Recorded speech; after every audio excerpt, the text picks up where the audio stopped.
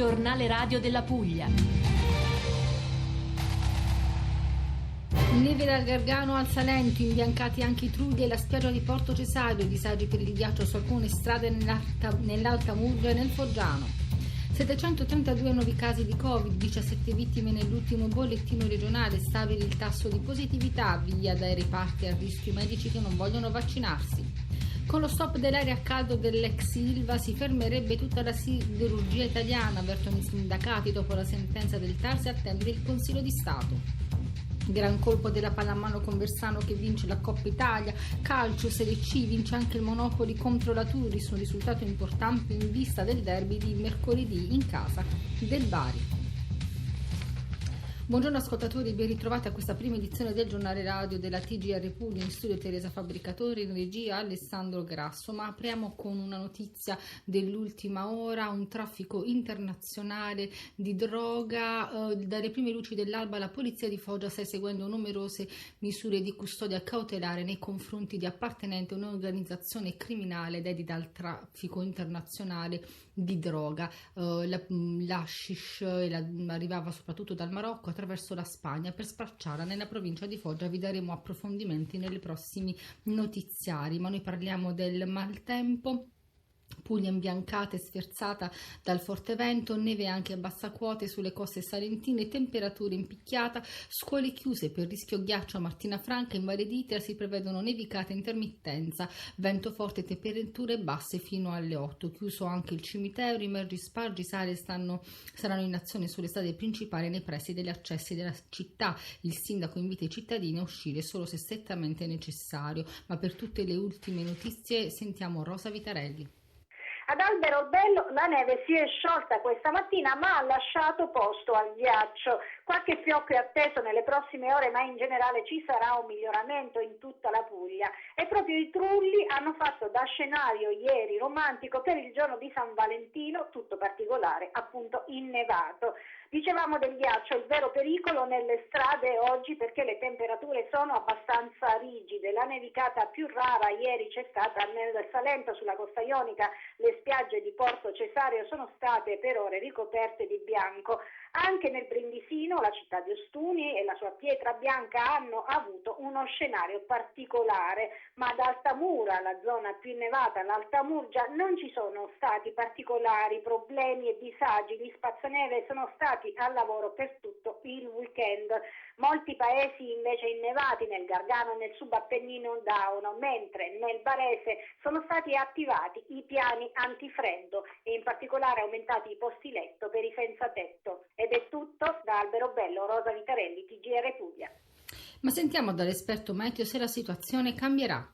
Buon lunedì a tutti da Alex Guarini di Rai Pubblica Utilità. Persiste un afflusso di correnti gelide in discesa dall'Europa settentrionale in direzione della Puglia. Questa mattina si registrano temperature piuttosto rigide e ghiaccio soprattutto su Gargano, Montidauni e Murge. Qui le temperature minime sono scese fin verso i -4, -5 gradi.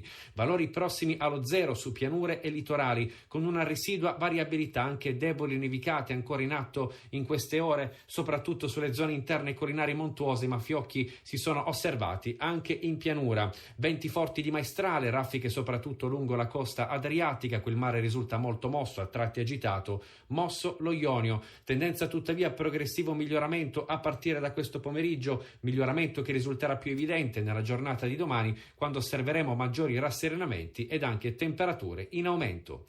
Con questo è tutto da Rai Pubblica Utilità. Su informazioni dell'Aeronautica Militare, appuntamento ai prossimi aggiornamenti. E ora facciamo il punto sulla pandemia da Covid. Oltre 700 nuovi casi di contagio nell'ultimo bollettino regionale, stabile l'indice di positività, medici di base in campo per le vaccinazioni.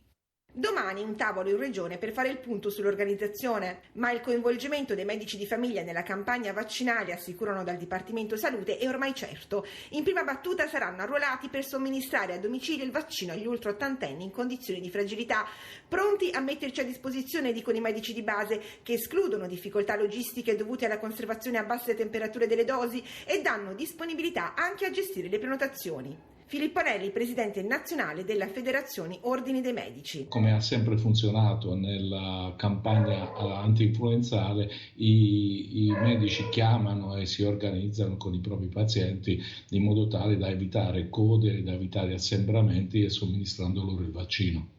Un rinforzo per accelerare i ritmi delle somministrazioni, dunque un cambio di passo necessario anche alla luce dei numeri del contagio. 17 decessi e 732 nuovi casi nell'ultimo bollettino regionale, 7.274 i test processati. Percentuale positivi tamponi ferma al 10%.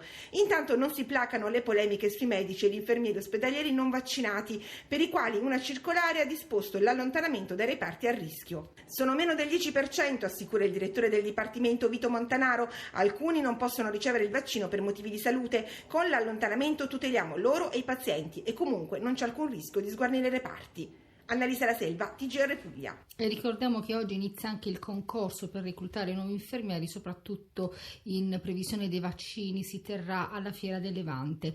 Diversi comuni del Barese in allerta dopo la segnalazione del passaggio di una pantera fuori dai centri abitati. L'ultima segnalazione nel territorio di Adelphi. Carabinieri forestali hanno ricevuto segnalazioni anche da Castellana Grotte, Casamassima, Acquaviva delle Fonti. Ai residenti si raccomanda di vigilare sugli animali domestici e in alcuni casi sono vietate le attività sportive all'aperto. Un San Valentino, l'ex Silva di Taranto dovrà spegnere l'area a caldo dopo la sentenza del TAR di Lecce. I sindacati mettono in guardia il governo. L'area a caldo dell'ex Silva di Taranto rappresenta un pericolo per la salute e va spenta entro il 13 aprile. Su questa sentenza del TAR di Lecce si pronuncerà ora il Consiglio di Stato su richiesta del gestore ArcelorMittal e del proprietario del siderurgico Ilva in amministrazione straordinaria. Ma la chiusura, dicono i metalmeccanici, fermerebbe a cascata tutta la siderurgia italiana. Il segretario generale della UILM, Rocco Palombella. Bloccherà tutti gli investimenti ambientali e industriali. Lascerà tutto il suo carico inquinante nel territorio, provocando circa 20.000 disoccupati e vanificando tutto lo sforzo compiuto con l'ingresso dello Stato nel capitale di ArcelorMittal. A chiedere lo stop un anno fa fu il comune di Taranto con l'appoggio delle associazioni ambientaliste. Ora il sindaco Melucci pone la questione sul tavolo del nuovo governo, così come le forze politiche e i sindacati. Roberto Benaglia, segretario generale della FIM CISL. Ci rivolgiamo al neo ministro Cingolani per la transizione ecologica perché possa intervenire per garantire risorse, un tavolo concreto e le prospettive per questa grande riconversione ecologica della produzione di acciaio. Il sindacato USB chiede un accordo di programma. Tutte le sigle segnalano da mesi impianti non sicuri per i lavoratori. Gaetano Prisciantelli, TGR Puglia. E ieri festa di San Valentino, più romantico, con la neve, tra i regali più gettonati i fiori, una boccata d'ossigeno per il settore florovivaistico penalizzato dal blocco di cerimonie ed eventi a causa della pandemia. Le chiacchiere abbiamo la piantina a mia figlia. Non avendo nessuno che te lo fa, uno se lo fa da sola, no? Con alcune sfumature il rito si rinnova puntuale, ma la festa degli innamorati diventa l'occasione per richiamare l'attenzione sul drammatico momento dei florovivaisti. Gianni Cantele, presidente di Coldiretti Lecce. Purtroppo servirebbero moltissimi giorni di San Valentino uno dietro l'altro per recuperare quanto perso. Però possiamo fare molto per aiutare queste imprese. Messaggio subito recepito anche tra gli stand di Campagna Amica. Abbiamo preso dei fiori in modo tale da sostenere il settore. Dovremmo tutti a collaborare, cioè acquistare un po' più di fiori. I dati raccontano di 2 pugliesi su 5 che regalano fiori per San Valentino, ma ci parlano anche di un settore messo in ginocchio dalla pandemia, con un buco di 120 milioni di euro e 2 milioni di giornate lavorative andate in fumo tra i distretti delle province di Lecce e di Bari. Un crack senza precedenti, complice l'azzeramento di eventi pubblici che ha favorito il crollo degli ordini e il blocco dei mercati esteri. Il comparto pugliese vale 300 milioni e ha bisogno di interventi immediati che consentano ai produttori di risollevarsi e ripartire. Soprattutto per quanto riguarda le scadenze fiscali, ma non solo, c'è la necessità di dare supporto e sperando il loro lavoro possa riprendere in maniera normale. Da Lecce, Gianluca Lovagnini, TGR Puglia. Messo a punto nell'Università del Salento un sistema per la ricerca della xylella fastidiosa sugli ulivi asintomatici che non mostrano cioè i segni della presenza del batterio. È un metodo attendibile ed efficace per rilevare la presenza di Xylella negli olivi prima della comparsa dei disseccamenti, quello scoperto dai ricercatori del Dipartimento di Chimica Inorganica di Unisalento nell'ambito del progetto Demetra, un nuovo sistema diagnostico high-tech che parte da un esame metabolomico delle foglie prelevate in campo e poi liofilizzate per tramutarle in polvere. Federica De Castro, ricercatrice del Dipartimento di Chimica Inorganica di Unisalento. Da questa polvere si procede con un'estrazione della componente metabolica utilizzando specifici solventi.